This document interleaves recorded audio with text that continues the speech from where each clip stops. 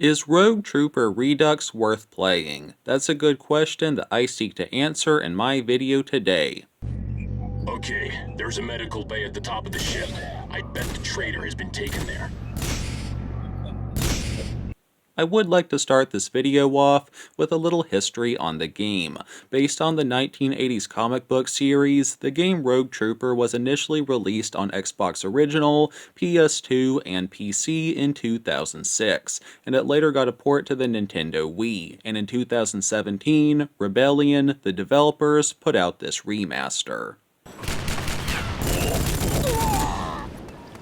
Now, I bought this game knowing almost nothing about it, but Rebellion does have quite a few good games under their belt, so I felt this was worth picking up when I saw it on sale for $2.50. And for half of the price of one pre-inflation Little Caesars Hot and Ready, this game didn't disappoint, and I overall enjoyed this title. I think I would like to start my review off by talking about the story. I don't know the backstory of what happened before the game, but you play as a genetically altered super soldier named Rogue on his first mission, which turned out to be a giant trap, and almost all of said super soldiers die, with Rogue being one of the few survivors. Among the fallen are three of Rogue's friends, Helm, Gunner, and Bagman, and in a somewhat similar fashion to Cortana from Halo, the soldiers' brains, if you will, are little chips in the back of the neck of the body that they inhabit, and if their body is killed, the chip can be removed and plugged into a device to keep them alive until they have a new body. Well, Rogue managed to save the chips of his friends and put them into slots, I guess you could call it, on his backpack, helmet, and rifle, which keeps his friends alive, and they can assist Rogue on his mission to eliminate the Norts, or the bad guys in this game.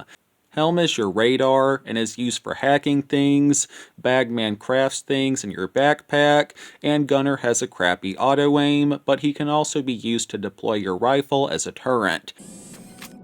Activate me and I'll have you covered.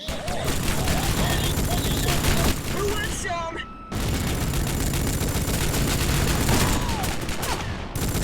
I know that sounds a bit confusing, and my description here isn't the best, but it's how I can best think to describe it. Going a bit more into that crafting system I just mentioned, you have to salvage, that's what it's called, from fallen enemies, and you use it to craft ammo, medkits, and upgrades. And this is pretty much the only way to get more ammunition, as unlike in most games where deceased enemies drop bullets, they don't in this game. But as for upgrades that I just lightly brushed on, they're things like increasing your max ammo capacity, increasing how much HP medkits restore, stuff like that.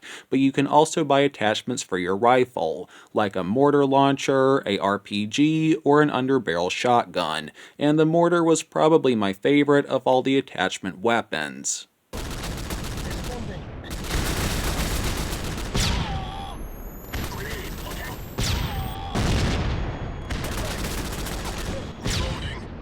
But other than your basic rifle and its add-ons, you don't really have any alternate firearms outside of a backup infinite ammo pistol, so Rogue Trooper doesn't get the best marks as far as the weapon variety goes.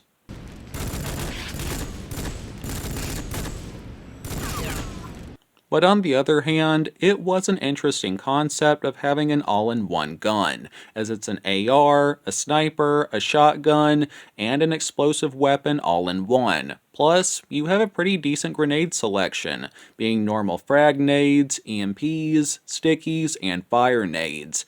As far as melee options go, you have a one-hit weapon bash, and that's it. Nothing too fancy. But now that I have mostly covered weapons and upgrades, I must discuss a massive negative with the weapons of Rogue Trooper, and that is the inability to manually reload your gun. This really confused me at first, and I never truly got the hang of this mechanic, but you simply cannot reload on your own. Bagman will randomly reload your gun at really random times, even in the middle of a firefight. Or you'd spend a minute or so walking around with 5 bullets in your mag and you just wouldn't reload until the game saw it fit. This was a really unique idea and mechanic, never having to press a reload button, but the execution just wasn't very good if you ask me. Moving on to other parts of combat, there were a few stealth encounters, but I suck at stealth and I pretty much always went loud. And open combat wasn't anything super special, kind of reminding me of Army Men Sarge's War a little bit. But this game has a super annoying snap to cover system, where if you were near something like a rock or a box, you could be magnetized to it and forced to duck in a hiding spot even if you didn't want to. I mean, I did usually enjoy the combat, but it certainly has its quirks.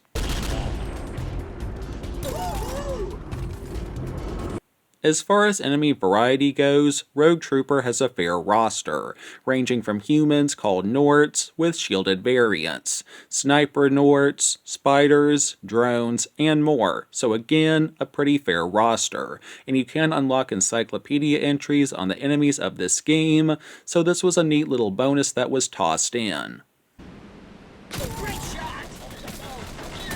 The main gameplay out of the way, there were a couple of rail shooter levels tossed in, although I wasn't a big fan of them. There's also a horde survival mode, which I played once, and I did not like it.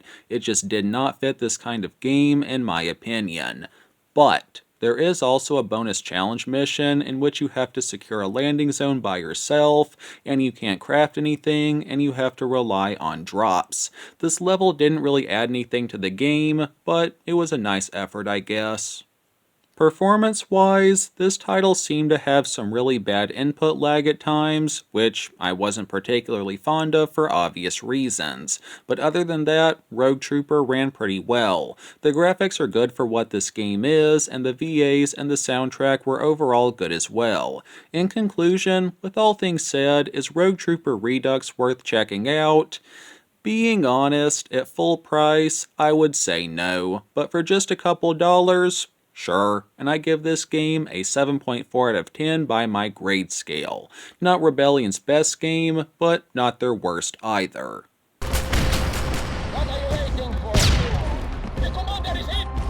As far as similar titles I could recommend, I'm going to go with the aforementioned Army Men Sarge's War, or maybe Zombie Army 4, and I have reviewed both of these games. Links will be in the end cards if you want to watch those videos. And I reckon that wraps up my review itself for today. As for our Bible verse of the day, I read Psalm 146:9 NIV. The Lord watches over the foreigner and sustains the fatherless and the widow, but he frustrates the way of the wicked. Alrighty, that is my video for now. Thanks a lot for watching and for tolerating my bad narrations.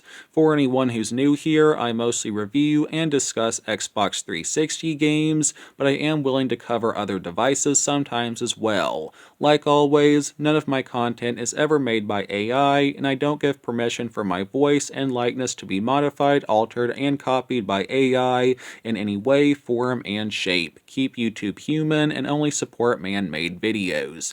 Jesus is king, and he loves you all. Have a good one. Peace.